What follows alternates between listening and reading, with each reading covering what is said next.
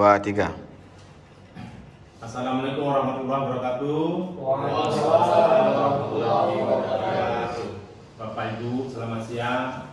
Izinkan saya memperkenalkan diri. Nama saya Hamdani Esa LLM. Ya, saya di sini selaku mediator yang bersertifikasi dari DSI dengan akreditasi dari Mahkamah Agung. Dalam hal ini saya akan membantu menyelesaikan permasalahan Bapak Ibu mungkin sebagai awal proses mediasi kita ini. Sebelumnya saya membaca aturan mediasi kita, di mana saya boleh meminta perkenalan dulu daripada Bapak Ibu. Untuk itu saya mintakan kepada pihak termohon dulu, Ibu, untuk memperkenalkan diri. Baik, perkenalkan nama saya Livia Atika. Saya ibu rumah tangga dan saya tinggal di kota Losmawe. Kemudian Bapak ini. Baik, terima kasih Pak. Perkenalkan nama saya Muhammad Mamin Pak, kuasa hukum dari Ibu Livia. Baik. Kemudian kepada termohon Bapak Tama, tolong. Terima kasih Pak. Perkenalkan nama saya Rahmat Sunarbar, pekerjaan pegawai negeri sipil dan beralamat di Kota Langsa. Kemudian Baik Pak, perkenalkan nama saya Sandi Prabowo. Saya selaku kuasa hukum dari Bapak Ramzani Akbar selaku pihak tergugat. baik, ya. Terima kasih Bapak Ibu yang telah memperkenalkan diri, ya. Dan terima kasih kesediaan Bapak Ibu untuk menunjuk saya sebagai mediator, ya. Dan terima kasih atas kehadiran Bapak Ibu, dan kita di sini akan berusaha untuk menyelesaikan persoalan Bapak Ibu dalam bentuk mediasi. Di mana proses ini adalah untuk mencari kesepakatan demi kebaikan kita semua, di mana proses kesepakatan ini memang sesuai dengan aturan pasal 1 ayat 7 Perma nomor 1 tahun 2016. Adapun saya sebagai mediator merupakan pihak netral yang membantu Bapak Ibu dalam proses perundingan guna mencari berbagai kemungkinan. Jadi berbagai kemungkinan penyelesaian sengketa tanpa menggunakan cara atau mengurus perkara dengan memaksakan sebuah penyelesaian. Maka di dalam pelaksanaan mediasi kita juga mengenai adanya prinsip-prinsip dalam mediasi. Di antaranya yaitu yang pertama imparsial, yang berarti tidak memihak atau netral. Kemudian yang kedua, kita tidak punya hak memutus karena keputusan diambil berdasarkan kesepakatan para pihak. Berikutnya yaitu kerahasiaan, di mana seluruh hal yang terjadi dalam proses mediasi bersifat rahasia, dan yang terakhir adalah kausus. Jadi kausus ini di mana apabila diperlukan saya selaku mediator dapat melakukan pertemuan secara terpisah dengan para pihak. Baiklah, untuk mempersingkat waktu kita akan membacakan, ya, saya selaku mediator akan membacakan tata tertib selama melakukan proses mediasi atau perundingan. Maka yang pertama yaitu tata tertib kita. Yang pertama, para pihak harus berbicara secara bergantian setelah dipersilakan oleh mediator. Kemudian yang kedua, para pihak tidak boleh saling memotong pembicaraan. Kemudian yang ketiga, para pihak tidak saling menyerang baik secara kata-kata maupun secara fisik. Yang keempat, para pihak diharapkan jujur tanpa ada hal yang disembunyikan. Dan yang kelima, para pihak saya harap tidak merokok. Kemudian yang keenam, saya harap juga para pihak tidak menggunakan handphone. Kemudian yang ketujuh, saya juga berharap kepada para pihak tidak merekam isi pembicaraan. Baiklah, untuk itu mungkin dari Bapak Ibu ada yang perlu ditambahkan tata tertib kita atau sudah setuju? Setuju sekali Bapak. Setuju. Ya. Baiklah, ya. Kalau memang sudah setuju, kita akan terus memulai pembicaraan kita. Yang pertama yaitu saya ingin mendengar terlebih dahulu bagaimana Bapak selaku termohon mendapatkan hak atas tanah itu. Terima kasih Bapak Mediator atas kesempatannya.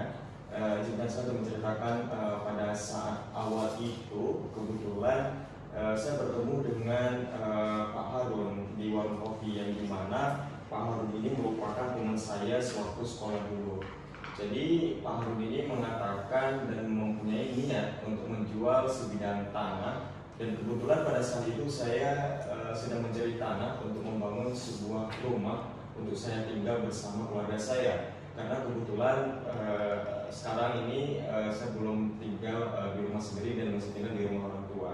Nah, ketika saya melakukan transaksi jual beli dengan Pak Harun yang telah saya lakukan jual dan juga beli, jadi pada saat saya membangun rumah di atas tanah yang saya telah beli itu, tiba-tiba datang Bu Livia, Pak.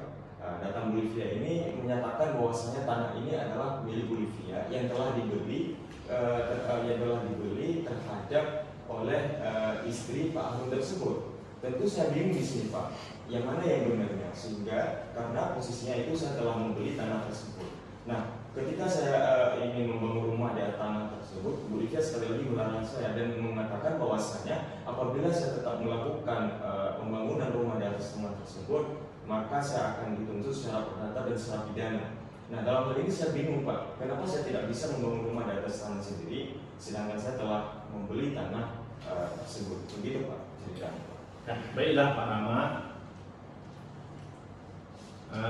Selanjutnya saya juga ingin tahu apakah Ibu Livia saat membeli tanah tersebut dari istri Pak Harun, apakah sudah melalui proses yang diatur sesuai dengan undang-undang, dan apakah Ibu sudah memiliki hak milik atas tanah tersebut?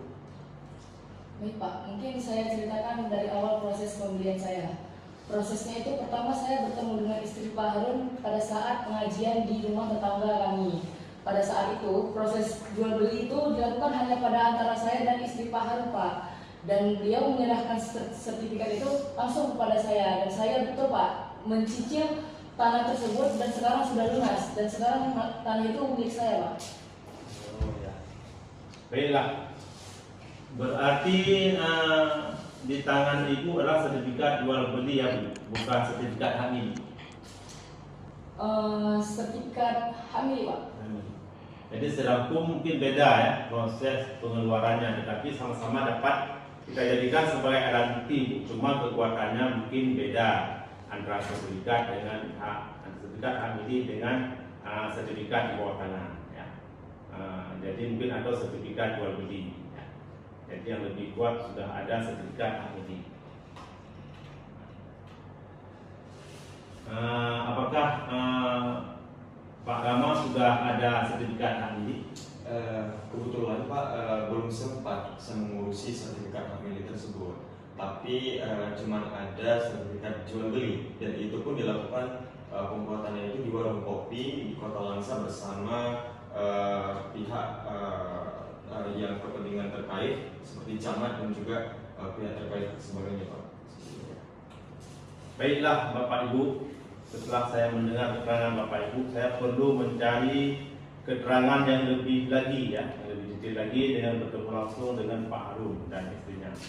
Tapi itu nanti saja kita lakukan karena perlu Bapak Ibu ketahui bahwa proses jual beli tanah itu memerlukan proses yang cepat ya, yang perlu sertifikat yang dicatatkan UPN. Kemudian berdasarkan di mana tanah itu berada atau lokasi di mana, maka perlu ada surat pencatatan tanah itu tercatat di UPN sesuai dengan Peraturan Menteri Agraria Kepala Badan Pertanahan Nasional Nomor 3 Tahun 1997. Baiklah Bapak Ibu, untuk menyelesaikan persoalan Bapak Ibu, kita perlu melakukan cross check dengan pemilik tanah sebelumnya, mendatangkan ahli dan saksi. Untuk itu pertemuan kita kali ini kita tunda dan akan kita bahas kembali setelah kita mengetahui maksud Pak Harun dan istrinya, apakah sama-sama tidak mengetahui bahwa tanah ini telah dijual atau bagaimana.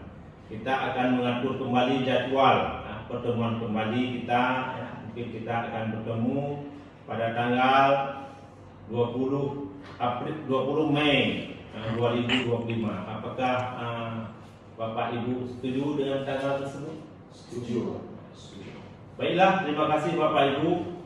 Kita akan bertemu kembali pada 20 Mei tahun 2025 untuk dapat kita duduk kembali membicarakan masalah itu. Untuk itu terima kasih kepada Bapak Ibu yang telah hadir, dan kita akan bertemu kembali pada tanggal 25 Mei. Dengan demikian saya ucapkan terima kasih. Assalamualaikum warahmatullahi wabarakatuh. Waalaikumsalam warahmatullahi wabarakatuh.